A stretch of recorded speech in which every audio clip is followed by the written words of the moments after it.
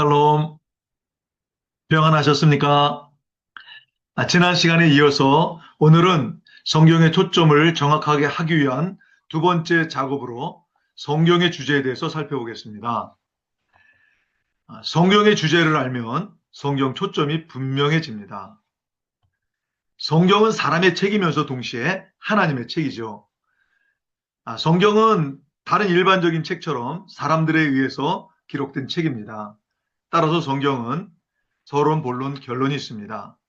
성경은 구성이 잘 짜여진 책처럼 서론에서 성경의 주제를 소개하고 본론에서 그 주제를 전개시키다가 결론에 가서 그 주제를 마무리하고 끝을 맺습니다. 아, 성경은 한 권의 책이 아닙니다. 1600년 동안의 긴 기간 동안 3개 대륙에서 서로 다른 저자 40여 명이 쓴 66권의 책을 모은 것입니다. 그런데 정말 놀랍고 신기하게도 이 성경 66권을 간통하는 주제가 완벽히 하나로 통일되어 있다는 사실입니다. 이것은 성경의 저자가 사람이 아니라 하나님이라는 사실을 말하고 있는 것입니다. 우리가 그 책의 주제를 알면 그 책을 읽는 것이 쉬워지죠. 만약에 주제를 모르면 굉장히 어려울 것입니다.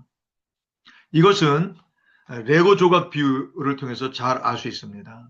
여러분, 레고가 여기저기 막 흩어져 있다고 한다면 그 전체 그림이 무엇인지를 찾기가 참 어렵죠. 그렇지만은 만약에 그 조각을 다 맞춰 놓고 나면 어떻습니까? 그 전체 그림이 무엇인지를 금방 알 수 있죠. 그리고 각 조각조각이 그 전체 그림에서 어디에 위치했는지 또 어떤 역할을 하는지를 잘 알 수 있습니다. 성경도 마찬가지입니다. 성경의 주제를 모르면 성경이 어렵지만은 성경의 주제를 정확하게 알고 나면 성경 전체의 그림이 무엇인지 그리고 성경 각 부분의 그 내용이 그 전체 성경에서 어떠한 역할을 하는지 그리고 그 각 부분의 의미가 무엇인지 아주 선명하게 드러나게 됩니다. 성경의 주제는 생명이고 성경의 모든 부분들이 바로 이 주제인 생명과 깊이 연관되어 있다는 사실을 알기만 해도 지금까지 잘 드러나지 않았던 성경이 아주 선명하게 드러나기 시작할 것입니다.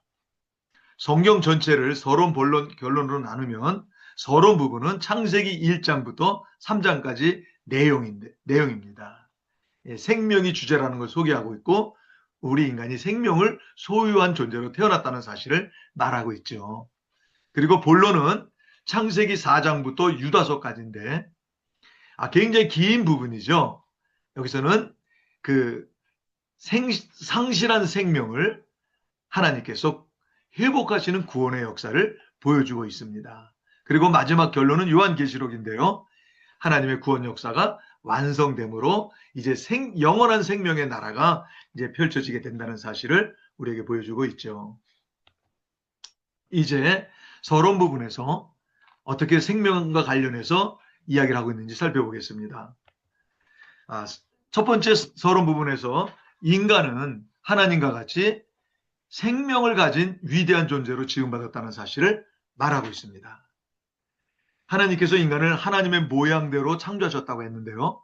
이 하나님의 모양은 삼위일체 하나님처럼 서로 독립된 존재가 마치 한 몸처럼 아주 친밀하게 연합된 그 생명을 가진 존재라는 것입니다. 이제 서론의 두 번째 부분이 선악과 명령인데요. 이 하나님께서는 아담과 하와에게 선악을 알게 하는 나무의 열매는 먹지 말라. 먹는 날에는 반드시 죽으리라. 이렇게 말씀하셨는데 이 귀절은 각본이 잘 짜여진 드라마 앞부분에 앞으로 이 드라마가 어떻게 전개될 것인지를 이렇게 미리 복선을 깔아주는 게 있죠.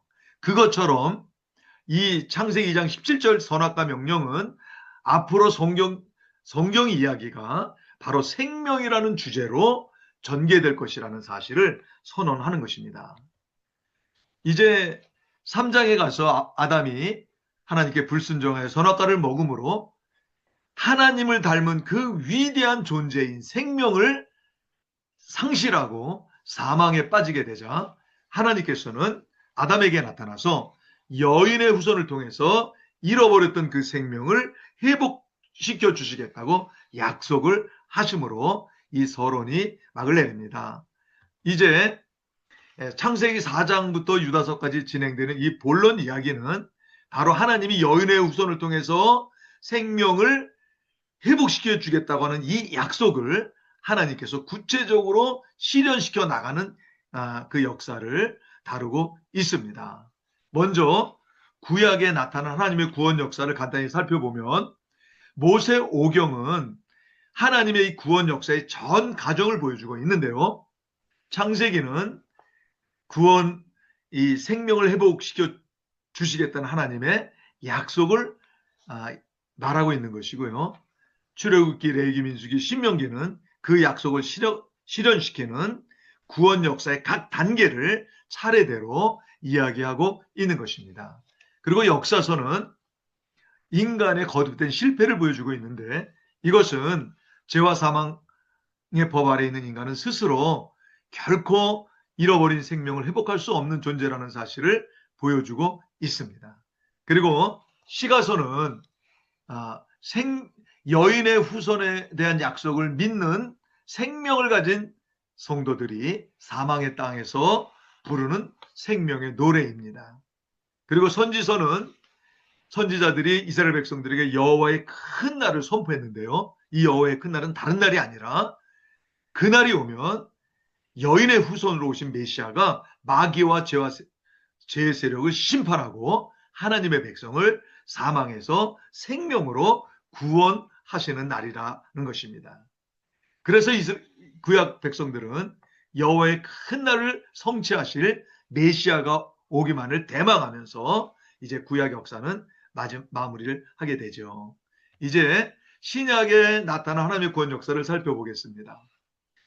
신약 첫째 부분인 복음서는 구약에 대망했던 그 메시아가 드디어 이 땅에 여인의 후손으로 약속된 메시아가 오셔서 잃어버렸던 생명을 회복하는 구원 역사를 성취했다는 사실을 보여주고 있습니다. 그리고 역사서인 사도행전은 예수님이 십자가에서 흘린 피로 교회를 낳았다는 것입니다. 그리고 오순절 성령 강림 사건이 있던 날 이 땅에 그 교회가 세워지게 되었다는 걸 말하고 있으며 교회는 바로 생명을 받은 성도들이 모인 생명의 공동체이면서 바로 이것이 기독교가 말하는 구원의 실체입니다. 그리고 이 교회는 이 땅에 이미 나타난 하나님의 나라입니다. 그리고 이제 서신서에서는 생명을 받은 사람들이 이 땅에서 살아가야 할 삶의 원리를 제공해주고 있습니다. 이제 결론 부분인데요. 요한계시록은 성경의 결론입니다. 성경의 결론으로서 요한계시록은 두 가지 사실을 우리에게 말해주고 있는데요. 첫 부분 계시록 1장부터 20장은 미래에 나타날 어떤 하나님의 재앙이나 진노, 심판 이런 내용이 아니고요. 일곱인 일곱 나파 일곱 대접은 십자가 사건에서 일어났던 사건으로 구약에 하나님께서 약속하셨던 구원을 성취하셨다는 것을 보여주고 있습니다. 그래서 이제 그 구원의 성취를 믿음으로 말미암아 그리스도의 몸된 교회 지체가 된 생명을 가진 성도는 그리스도와 더불어 이 땅에서 이미 왕노릇을 시작했다는 사실을 말하고 있는 것입니다. 그리고 계시록의 후반부는 21장, 22장은 예수님이 재림 사건으로 인해서 드디어 하나님의 구원 역사가 완성된다는 사실을 보여주고 있습니다. 그래가지고 구원 역사가 완성되면 이 땅에서 그리스도와 더불어 왕노릇 됐던 성도들은 영원한 천국에서 그리스도와 함께 영원히 왕노릇을 할 것입니다. 이제 오늘 강의 강의를 맺도록 하겠습니다. 성경 전체 주제가 생명이며 성경의 모든 부분이 이 생명과 깊이 관련이 있다는 이 사실만 알아도 성경을 보는 초점이 굉장히 정확하게 맞춰지게 되고 지금까지 가려졌던 성경 진리가 선명하게 드러나게 될 것입니다. 성경은 간단하게 이렇게 말할 수 있습니다. 하나님의 그 생명과 같은 그런 그 생명을 가지고 우리 인간이 위대하게 창조되었는데 선악과를 먹음으로 그 생명을 잃어버리게 되자 하나님께서는 그 인간에게 찾아와서 여인의 후손을 통해서 메시아를 통해서 그 생명을 회복시켜 주시겠다고 약속하시고 그리고 이제 그 본론 긴 부분에서 하나님께서는 구원 역사를 그 생명을 회복하는 구원 역사를 이뤄가는 그러다 마지막 결론에서 그 구원 역사가 완성되므로 이제 생명을 가진 성도들은 영원한 나라에서 생명을 누리며 산다고 하는 생명에 관한 이야기가 성경 이야기입니다. 예, 오늘 여기까지 하도록 하겠습니다. 샬롬, 다음에 뵙도록 하겠습니다.